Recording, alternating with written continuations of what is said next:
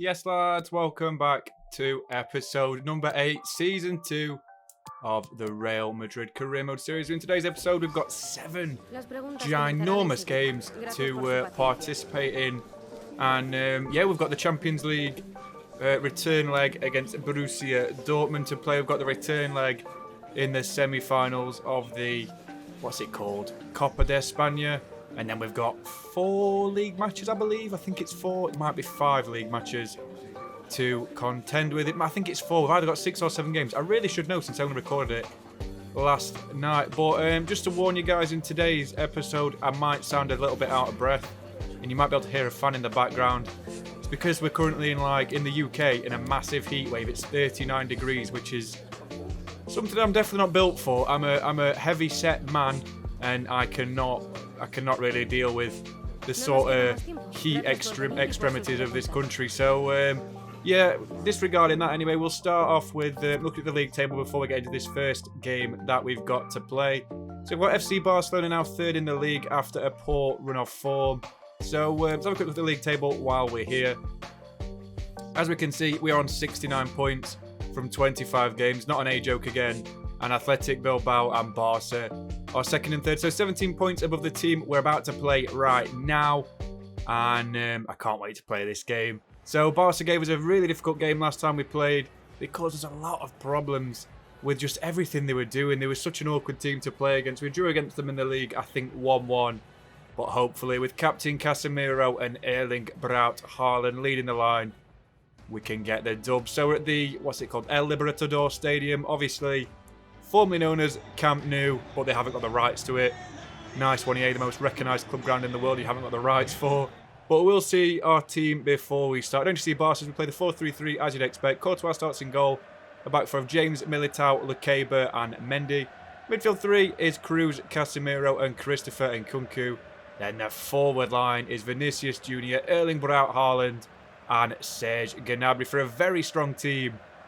And Erling Haaland's first El Clasico to contend with. So we'll start the first half of the game very, very early on, and it's in the 18th minute. Vinicius coming down the line, cuts inside, Ronald Araujo finds Erling Haaland, gets ricocheted off him, looking for the pass back to Nkunku, hits it first time, and we're 1-0 ahead already. Barca at 6s and 7s in the first 20 minutes of the game. Not the first major chance we've created, but the first one that we have taken, and it's an excellent start to the game. Nice little assist for Vinicius Jr. again to add to his 13 he's already got this season. And very, very well taken by Christopher Nkunku. A little bit lucky with the ricochet, but nothing about luck with a finish like that. But we'll pick back up in the 28th minute. Haaland's got the ball, gets past Balde, hits it on the weak foot, ricochets off Araujo. And Barca get the ball clear. Comes back out towards Serge Gnabry, who passes it into Haaland, who finesses. And it's another good save by Marc-Andre ter Stegen. We do get the corner. Toni Kroos is looking for Haaland again. He wins most headers, to be fair. Doesn't win this one, unfortunately. Comes out to Militao. And he should do a lot better with that. But that was the first half in a nutshell. Basically, only 2 major chances to contend with. And yeah, we're 1-0 up. Pretty plain sailing so far. But unfortunately for us, straight from the restart, we do get the kickoff. And we do give away the ball with Haaland straight away. Kessie, the captain of Barcelona, wins the ball back. Fati plays it in towards Memphis Depay. He's got a lot of distance to hit the ball from. Then he finds the back of the net from about 28 yards out. He puts his fingers in his ears because he doesn't want booing by the Real Madrid faithful. But excellent goal by Depay to make it 1-1. But in the 63rd minute, Militao's got the ball, finds Toni Kroos, who gets one away from distance on the half volley.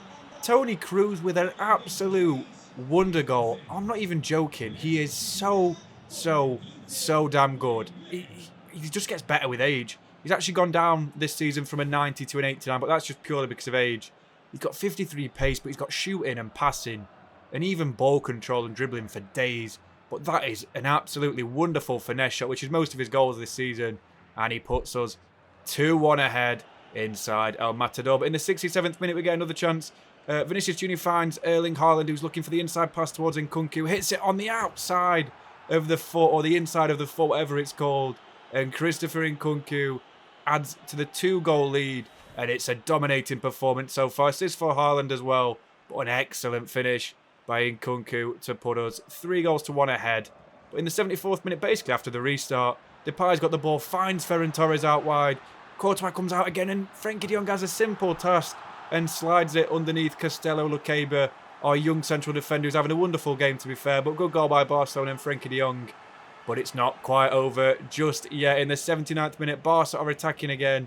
Gnabry loses the ball. It's headed away by Rudiger straight towards Frenkie de Jong, and it's another good save by Thibaut Courtois, who recovers really, really well there as we bring off Haaland for Karim Benzema. Not the best day for Haaland, but still not too bad overall. But the corner is delivered straight into Thibaut Courtois' hands. We're now looking for the out ball. We find it towards Casemiro, the current captain of the side. Militao now got the ball, plays it out towards Reece James. I can see a little counter-attack opening up here. And Kunku's looking for the inside pass, finds Karim Benzema, his international teammate, who shrugs off Aaron Wan-Bissaka, the former United right back, and we're 4-2 ahead. Wonderful goal by Karim Benzema. Very, very well worked. I just like to show how sometimes Ultimate can be so easy to play against. But that was just so good in terms of passing and the precision passing from Christopher Nkunku, and the excellent finish by Karim Benzema to put us 4-2 ahead, which is what the game, fortunately for us, finished as. So excellent performance all round by the boys. Kroos, Nkunku and Benzema with the goals. Nkunku with the best player on the pitch by an absolute country mile. And I mean, 2 goals and an assist. He had a really good game. He really did. He's filling them shoes of Luka Modric really, really well. A little bit more attacking, a little bit less defensive, but all round seems a little bit better than Modric did in the first half of this season. Because he's been playing sporadically, but he doesn't play that much. He's 83 rated now, Modric. He's dropped off quite a lot. His physicals aren't what they were, but Nkunku is obviously young. He gets the 9.1 rating, gets the man of the match. Look how good their team is as well. Very good team. 86 Pedri, 91 de Jong. But that man Nkunku with a 9.1 rating. Kroos with a wonder goal. And obviously Karim and Haaland and Militao actually with goals and assists to contribute. But excellent 4-2 result. We'll skip the press conference for this game and we'll go straight into the second game of the episode. So I've actually got the second leg of the Copa de España, which I actually thought we were out of. I didn't know there was a semi-final second leg. But the Estadio Santiago Bernabéu for the second leg. First leg finished 4-0 to Atletico, and we'll see our team before kickoff. Courtois starts in goal. Back four of Carvajal, De Ligt, Rudiger and Mendy. Midfield three of Tchouaméni, Valverde and Camavinga. And the forward trio of Rodrigo, Benzema and Vinicius Jr. Our 2 Brazilian wild men need to be influential in this game because they've got the potential to be world beaters. But Rodrigo's not quite there yet, while Vinicius has dropped off a little bit this season, although he's still an absolutely wonderful player. Before we get into the game, we'll see Atletico's team as well. I think they're playing a back 5 as they normally do. Maybe back 4 this time. Oblak starts in goal. Back 4 of Klosterman, Sanchez, Bastoni and Mukiele. Midfield, oh surely, please don't say they're playing Thiago at left wing back. What is this game doing? With Mendes, Llorente and De Paul as the midfield and Correa and Cunha as the strikers. So weird formation, but we do get a highlight straight from kickoff. It is our highlight, of course. Mendy's got the ball coming down the left, finds Vinicius Jr. on the inside, who's looking to get past Mendes. He's tackled really well, but Davison Sanchez gives the ball away very easily. We need an early goal here, to be honest. Benzema's got it now. Valverde looking for the shot. It ricochets off him. In towards Tchouaméni, in towards Valverde. First time shot from Karim on the weak foot. And it's now 4-1 on aggregate, 1-0 on the night. And we've got a long way to go before we can say we're back in this game. But yeah, excellent start to the game. We'll get another highlight in the game a little bit later in the 39th minute. Vinicius Jr.'s got the ball. Plays it inside towards Karim, who's looking for the outside ball towards Tchouaméni. Tight angle for him. Thiago can't get back. And we're now 2-0 ahead. It's 4-2 on aggregate. And we need to keep this up. We do. We need to keep this up massively. But it's a very good start to the game, as always, by the boys. Benzema with another assist to add to his amazing just assist record for us in the 2 seasons. But unfortunately for us, as we're 2-0 ahead on the night, Atletico get a consolation so far, and it looks like it puts them clear. Overall in the leg, 5-2 on the leg now, 2-1 behind on the night. But they're not bothered about that. They're 5-2 up, and it's 2-1 still at half time. So that's what we're going to the interval as. We've got a lot of work to do. We need another 4 goals to secure the victory. And we'll restart with a goal straight away in the 67th minute. So Valverde plays the ball out towards Rodrigo. Mukiele can't get back. He cuts inside in Rodrigo and he fires it past Jan Oblak, the Slovenian sensation in goal. And it's a consolation, at least for us, as it's now 5-3 on aggregate and 3-1 on there. Now, we've still got a lot of work to do. as I said earlier, but Rodrigo's starting to come good as he cuts inside very, very well, like his teammate, international and club-wise, Vinicius Jr. And as I say, we've still got a lot of work to do. We really have.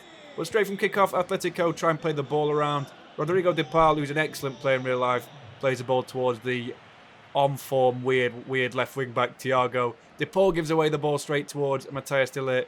Now Rodrigo's got it in the midfield, looking to find Karim Benzema, who's looking for the return pass, finds Rodrigo, who gets inside Mukiele again. They can't get back in dozens, and it's an easy finish for Rodrigo. And it's now 4-1 on the night and 4-5 on aggregate. So we've still got a lot of work to do, but I feel like we can do it now. Excellent goal by Rodrigo. And then the 75th, Benzema finds the ball out towards Vinicius Jr. Davinson Sanchez is coming across. He misses the ball. It's an excellent shot. Comes out towards Valverde. Back out towards Tuchman. The shot's blocked again. Valverde's got it in the weak 4, and it's 5-5 on aggregate. We're 5-1 ahead on the night. And this is becoming an excellent comeback in the making. Excellent goal by Federico Valverde. And Tuchman with the all-important assist. But in the final 8 minutes of the game now, we do get another chance. Vinicius plays it inside towards Valverde. Rodrigo with the chance. Rodrigo's put us ahead on the night. Oh my God. What is happening? Rodrigo hits 3. And Atletico Madrid are literally at 6s and 7s. They are all over the place. And we are in the lead on the night and overall after the second leg so far. Wonderful goal by Rodrigo again. And we're not quite finished yet. Just to add something onto the rest of the game. And Kunku's got the ball. Rodrigo's played through again off the crossbar. And Rodrigo gets his 4th. And we're now 7-1 ahead to complete the greatest comeback of all time. I'm telling you, we were 4-0 down the first leg. This is pretty much like Barcelona and PSG, but we've scored 7 in the second leg. This is ridiculous. We win the second leg 7-5 on aggregate. An excellent, excellent result this. I thought we were done after that 4-0 defeat at the Wanda Metropolitano. But of course, we get the 7-1 victory. That is the biggest win I've ever had against a big team. I think I might beat Liverpool 7-0 before, actually, with Everton. But this is ridiculous. This is the best comeback we've ever had on a career mode. We've been 3-0 down with Fulham before and won 4-3. But this takes the cake. 13 shots to 4. 5 expected goals to 0.9. We got outplayed in most parts of the game in terms of possession, but we're just so clinical and excellent creating chances. Rodrigo and Valverde get perfect 10 ratings, understandably as well. They were both fantastic. Look how bad their team was. That's why I don't play Thiago as a left wing back and then change it in game to a 4 midfielder and put him as a right midfielder with his -5 pace. What a result, though. I can't believe we've won that. This is absolute scenes. 1 goal for Valverde, 3 assists for him, a goal and an assist for Tuchman, an assist for Nkunku, 2 assists for Benzema, and a goal for Benzema, and 4 for Rodrigo, who takes the man of the match, understandably and deservedly so. But him and Valverde were absolutely ridiculous. They were absolute superstars in that game, and they're really coming of age at this point. As we're going to hit the press conference while we're here, because man, oh man, I can't believe we won that game. I really can't. Hopefully we get someone like, Sociedad Valencia in the final. It'd be nice, I think, Valencia, since I think they're a worst side in general. We beat them quite a lot as well. Think about the murder at the Mestalla, episode 3 of season 1. And as I say, excellent performance by Rodrigo. And he was an absolute inspiration. He really, really was. Excellent all-round team performance. But Rodrigo, I've never seen a player just turn up after being not mediocre, but not as good as the other players around him. And he's just really, really showed why he deserves to start more games. But we're now in the final. We're still on to win all our trophies this season available to us. That'd be an amazing moment. Hala Madrid or what? Honestly, absolutely ridiculous performance by us again. Atletico probably feel flattered. They feel the scoreline flattered us, but it doesn't. We absolutely battered him. Excellent performance yet again. And we're going to move into 2 simulations now after we've played 2 games to start off with. So first we've got Eibar in the league. We're going to have a look where Eibar are in the league after we just changed the position of this youth player, Tavero. He was gone up to 66, actually. That's not bad. Could get loaned out if we do a 5-year rebuild with this exact team, which we've got. But as we see, we're top of the league still. We're not leaving the end of the episode yet. We've got another 10 minutes left. But yeah, we see Eibar 17th on 17 points from 26. Woeful from them. Only won 3 games all season. Such a massive discrepancy between 17th and 16th. An 8-point difference, to be honest. And we will change the team a little bit before we go into this game. Rodrigo can start because he deserves it. Benzema deserves a start as well after his excellent performances of recent. And I just think we've got such a good team. We really have. I'm so impressed with how the team's performed in this episode so far. Excellent results all around, beating Barca quite comfortably in the end, and then absolutely annihilating Atletico de Madrid. But we'll simulate this game against SD Eibar. Hopefully we can get the dub, and we'll sim it right now. So we get the 4-1 victory. Looks quite pronounced, to be fair. Benzema scored first, FaZe then scored for them. Arbia got sent off in the 12th, and then just before half-time, Serge Gnabry scored, and then the 64th minute, Nkunku scored, and Benzema scored yet again. But yeah, excellent performance there by us, as I say, and now move into the next game of the episode, which we've got, which is against Elche. So I didn't see any of the player ratings, and I didn't really want to. I think we've got a long enough episode as it is, so some stuff has to get cut for time-related reasons, and it's not like a movie or anything significant, but I just feel like you guys already have 25 minutes out of your day to watch an episode. You don't want to use any longer, do you, really? But we're going to make a few changes to the team as we see. So I'm just trying to think what I need to do, because Gnabry doesn't get a lot of game time, but he's literally the best winger we've got available. But Haaland can start this game, of course. He deserves it, to be fair. Been excellent since coming in. And we'll bring Dani Carvajal in as the right back. I hate this position changing mechanics on this game. It's so poor. But Castello, Luqueba can come in as well for Antonio Rudiger, and we'll simulate this game against Elche. We should get the dub, really, since they're low down in the league as well. It's a 1-1 draw. It's not a loss. That's all that matters, I guess. It's not a loss. They scored in the 5th minute with Per Müller, and then Rodrigo scored again to cement the reasons why I need him to play a few more games as he collects the match ball as well. But excellent start to the episode. We've still got another game to play, which is what's happening right now. And we've got Borussia Dortmund in the second leg of the Champions League round of 16. Famously, Real Madrid were knocked out a few years ago by Robert Lewandowski after he scored 4 for Borussia Dortmund, but this time they haven't got that sort of firepower in front of goal. But that's the team before the game. Obviously, it's pretty much what you'd expect. Literally, the favoured team, but Benzema drops out for Erling Haaland. So start with the first highlight of the game, and it comes in the way of us. So in the 9th minute, Haaland gets the ball, chips over Mati Cash, the Polish right back, gets his shot away, and Kobal makes a wonderful save to tip it wide of the post. But we do get the corner. Toni Kroos steps up to take it, the former Bayern Munich man. Looking for Haaland again in the middle. It's a bit of a weak corner. Haaland makes quite a lot of it, to be fair.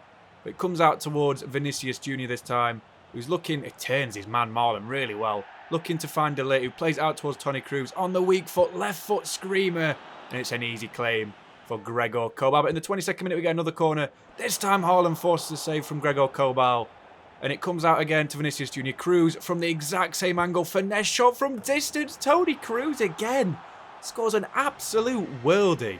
I'm not even joking. When you've got players like this, like him and De Bruyne with the weak foot, you can just shoot from anywhere with any foot, and it goes in. Or at least troubles the keeper. It's such a wonderful goal. Great thinking again by Vinicius, and the finish by Toni Kroos. It's a wonderful goal. But, I mean, we'll restart in the 37th minute. Vinicius cuts inside Coates really, really well. Gets it on his strong foot, finesses it around Gregor Kobal. And it's an easy 2-0 so far. 6-1 aggregate, pretty comfortable game so far. And that's game, set, and match us. Excuse me. That's pretty much the game over and done with. But I'm really, really happy with that, to be honest. Excellent goal again by Vinicius Jr. And he's such a good player. He really, really is. Such a talent. And he just cuts inside Coates. So well. Excuse me, I got some right when I'm trying to drink a Coke. But yeah, we'll restart again after half-time. So, as I say, excellent half-time. First half, sorry. Sorry, my mind's everywhere. It's really warm. But yeah, we'll restart in the second half. And the first highlight of the second half goes to Borussia Dortmund in the 62nd minute. As Marlon and Bellingham dribble the ball between them really well. Sola gets the ricochet. And the former Valencia man forces Courtois into an absolutely wonderful save. And they get the corner. So it's crossed in towards Julian Brandt. And Courtois claims really, really well. But we do get another chance in the 72nd minute. Haaland's coming through with the ball. Cuts inside Nicholas Sewell. Distant shot by Haaland. It's hit the post. So unlucky. Then in the 79th minute, you guessed it again. Haaland cuts inside Sula. Gets a shot of front stick. It's off the bar again. And we're so unlucky not to have scored there, but we still win the game 2-0. The first half was exceptional by the boys, and we've not really got much more to show this episode. We've only got a simulation game to show, which is coming up next, but we'll have a quick look at the match ratings and all that garbage after this game. So 6-1 aggregate score. We've got a clean sheet as well. 4.3 expected goals to 1. 15 shots to 6. Seems pretty concise that we deserve to win that game, to be perfectly honest. And I'm really, really pleased with how well we've played this episode so far. I know we've drawn a couple of simulated games. Toni Kroos still gets an 8.7. I think he got the man of the match that game, to be fair. As I think Vinicius Jr. got an 8.5. But look how good their team is. It really is an extremely talented side. Even Royce is still like an 84. Oh no, Courtois got an 8.8. I'm not sure if that's quite deserved, you know. I'm really not sure if that's deserved. But still, as I say, excellent performance, excellent result. And we'll have a look at the Champions League round of 16 results before we go into the final game. So, PSV, have they not knocked out Man City yet, have they? No. PSG have knocked out Monte Calcio. Man City have still got to come back against PSV. Barca have still got to beat Napoli, as far as it seems. We've obviously beat Borussia Dortmund. Bayern Munich have gone through against Chelsea. Man United have recovered to go through against Olympique Lyonnais.